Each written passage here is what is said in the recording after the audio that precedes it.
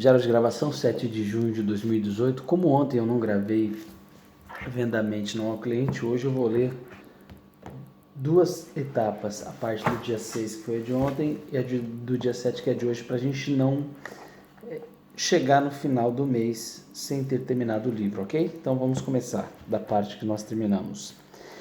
Essa é uma das melhores dicas para quando sabemos como funciona a mente humana. Declare o que você quer, acredite de verdade e seu cérebro se adaptará. Ele se ajusta, como uma argila, é um poderoso instrumento para entregar o que você realmente quer. Se o seu cérebro tem um bloqueio que impede a prosperidade, o sucesso e o dinheiro, você nunca vai encontrar o que procura. Sonhe, tenha aspirações, estabeleça novas metas. Não me preocupo depois falando que isso não funciona ou que isso funciona, mas como expliquei antes, tudo depende da maneira como nós pensamos, o mindset. Este método deu resultado na minha vida e na de milhares de pessoas que treinei à medida que destruímos nossos pensamentos e paradigmas negativos, aprendendo a olhar para frente. Você acreditaria em mim se eu dissesse que os judeus são os únicos no mundo que sabem que o dinheiro pode comprar a vida de um ser humano? Você já viu o filme A Lista de Schindler? É um tratado para entender que depois de serem perseguidos por milhares de anos, os judeus aprenderam que ter dinheiro ou pedaço de ouro debaixo do colchão pode fazer a diferença entre a vida e a morte. Em um momento de sua história, um homem judeu podia salvar o crematório de seus filhos, seu pai, sua esposa, dependendo da quantidade de ouro que possuía. Então, é claro que eles querem ganhar dinheiro, aprender a dar um valor vital ao dinheiro por conta de eventos traumáticos que poucas culturas viveram e se transformaram em um grande exemplo que transcende gerações. Você tem que mudar a sua mentalidade, porque infelizmente nós, latino-americanos, pertencemos a uma das culturas mais catrasdoras e temerosas da prosperidade do dinheiro. Isso se deve a vários fatores, como a distribuição desigual de recursos que nos leva a pensar que qualquer coisa é lucro dentro da injustiça social que sofremos. E nossas crenças religiosas estão arraigadas, nas quais a pobreza é elogiada e a riqueza julgada.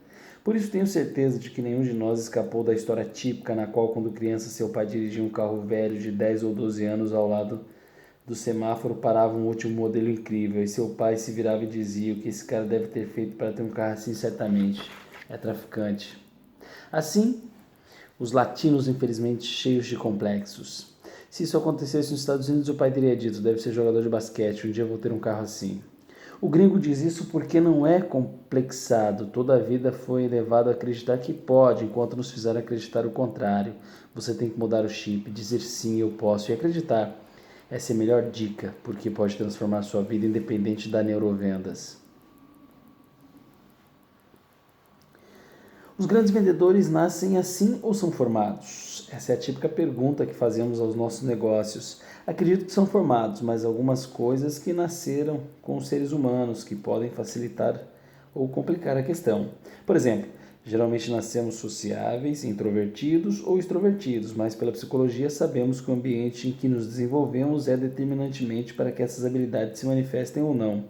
Na verdade, algumas das nossas características aparentemente negativas para sermos vendedores de sucesso não precisam afetar negativamente nosso trabalho quando aprendemos a canalizá-las. Eu, por exemplo, era introvertido quando criança, mas deixava de ser quando estava vendendo. A experiência e o amor pelo meu trabalho são tão profundos que me transformaram e hoje me considero um extrovertido. Mas ser introvertido acontece com muitas pessoas, até mesmo com os melhores atores de Hollywood. Você os conhece na vida real? Fala um pouco, mas quando assumem um papel se transformam e tornam os melhores. Então por que os mesmos não pode acontecer com você, caso seja alguém introvertido? Se você analisar que de alguma forma seu papel como vendedor também exige de sua parte uma completa transformação, tem na frente todas as chances de triunfar, desde que sinta uma verdadeira paixão pelo que faz. Poucas pessoas têm orgulho de ser introvertidas. Você diz a alguém: você é introvertido? E ele responde: não. Por quê? Nada a ver. E até se admite, é com grande vergonha e desconforto, como se fosse um pecado. Na verdade, não há nada errado em ser introvertido, mas é fato que os bons vendedores precisam ser extrovertidos, pelo menos no processo. Devem ser pessoas que dominam a palavra, sabem como se conectar com os outros e tornam-se bastante abertas quando estão vendendo. Se depois, ao regressarem para casa, quiserem voltar a ser introvertidos, isso é outra história. Embora em muitos casos, como no meu, a experiência possa deixar uma pessoa muito mais aberta, até mesmo na vida pessoal. Mas assim como a paixão e a experiência podem nos ajudar a obter o melhor de nós como vendedores, há coisas que nos acontecem e pessoas ao nosso redor que podem matar nossas habilidades inatas ou adquiridas. Se eu tivesse vivido somente com meu pai, acho que hoje não estaria vendendo, com certeza não gostaria de vendas. Ele era médico, nunca vendeu nada, só comprava. Foi graças à minha mãe que essa parte em mim foi potencializada. Seja qual for a sua história, deve aprender a escapar da possibilidade de colocar em risco as habilidades que já tem e as que vai desenvolvendo. Por isso, você deve se blindar, bloqueando o efeito negativo de certas situações ou pessoas que podem levá-lo a duvidar de si mesmo e de suas paixões. Deve fortalecer o seu otimismo, sua tolerância à frustração e não ser afetado por fracassos, mas aprender com cada coisa a fim de se tornar melhor. Ao aceitar que nascemos com algumas condições inatas para sermos bons vendedores, está demonstrando que essas condições nem sequer representam 20% do total, enquanto o restante é 50% e querem ser 30% se capacitar, aprender a desenvolver novas habilidades. As vendas antes eram uma técnica, agora estão se tornando uma ciência, cujo objetivo é poder integrar estrategicamente todos os elementos por meio de estudos bem estruturados que nos fornecem informações poderosas e princípios de neuropedagogia para que possamos vender, conquistar e desfrutar mais. Inovação e valor agregado. Os vendedores devem ser os seres humanos mais inovadores do planeta, sabe por quê? Obviamente porque se não criamos uma nova estratégia ou não ajustamos a existência, cada vez mais alguém que diz não quer o nosso produto e aí estamos fritos. Eu diria que inovamos várias vezes em um mesmo dia, seja porque estamos aperfeiçoando uma estratégia que está provando ser muito eficaz, seja porque as coisas não estão indo como esperado.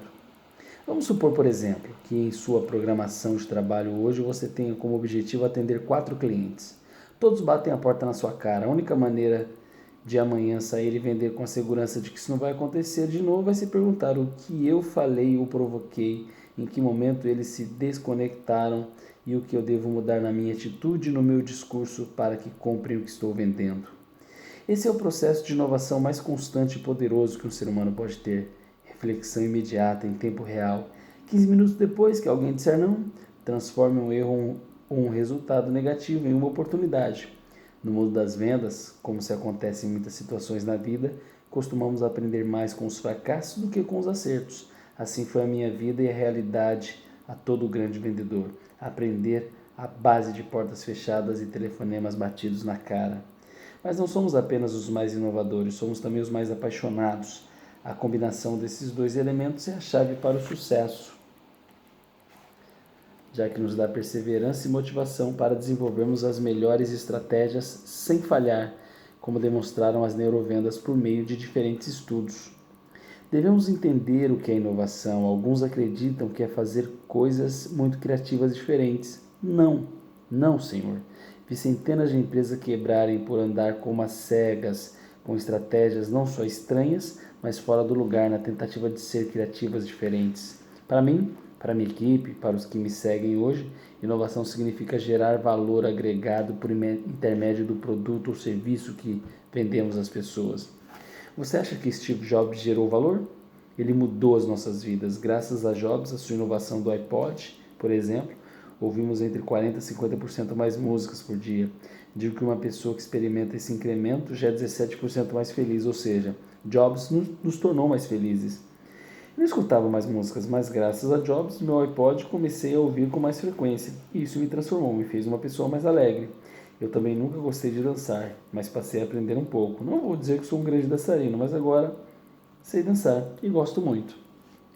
Por outro lado, você acha que ter um telefone que resolve 80% dos problemas do seu dia a dia e que carrega tudo que precisa, suas músicas, fotos, seus arquivos, não muda a sua vida? Não sei o que mudou, mas a vida nos últimos 10 anos do que o iPhone. Não deixe de reconhecer que é preciso uma gestão responsável desse tipo de tecnologia para que não gere problemas, como desligar-se dos outros, mas é definitivamente uma ferramenta muito útil quando bem administrada. A inovação melhora a nossa vida. Esse é o nosso verdadeiro negócio como vendedores, modificar a vida dos nossos consumidores. Você vai me dizer, espera aí, como eu vou mudar a vida de um cliente vendendo? Por exemplo, alimento para cães. Vou contar uma história verdadeira de neurovendas no México que é incrível. Eu descobri que as pessoas que amam cães, na verdade, em um nível simbólico, não têm cães. Eles têm o Lucas, o Bob, a Sally, que são filhos e não os cães. Há 10 anos os comerciais sempre diziam coisas como: se você quer que seu animal de estimação seja um campeão, compre a ração tal, o alimento para cães campeões. Se eu não tenho um cão, mas o Bob, mais conhecido como filho, meu bebê, meu amor, do que ele está falando?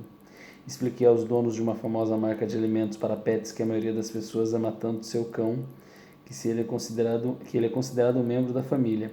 Por isso, a cada vez que compram comida de cachorro, provavelmente se sentem mal. Pensam: ai, que pena dar ração ao Bob, adoraria dar uma bisteca ou um bife, como ofereço aos outros membros da família. A conclusão foi que precisávamos mostrar e comunicar que não vendíamos comida de cachorro, mas refeição especial para o Bob, que é uma das pessoas dos seus donos.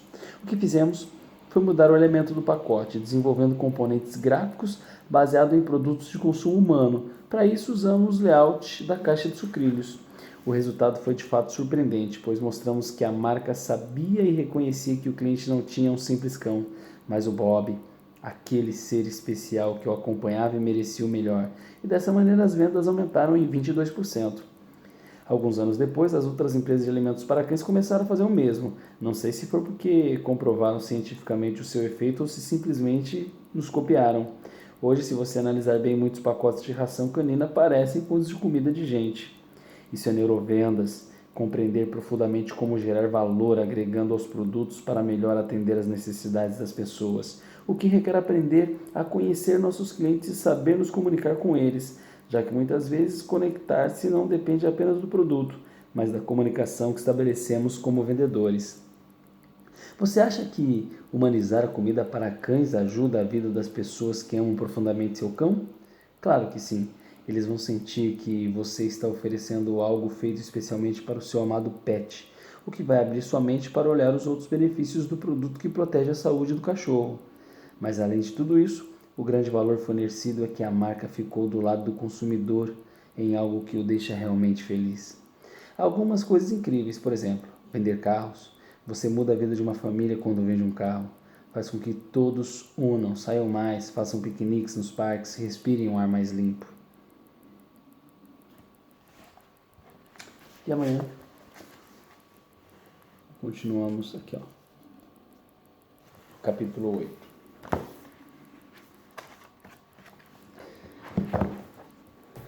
Cansado, partiu dormir. Nos vemos amanhã.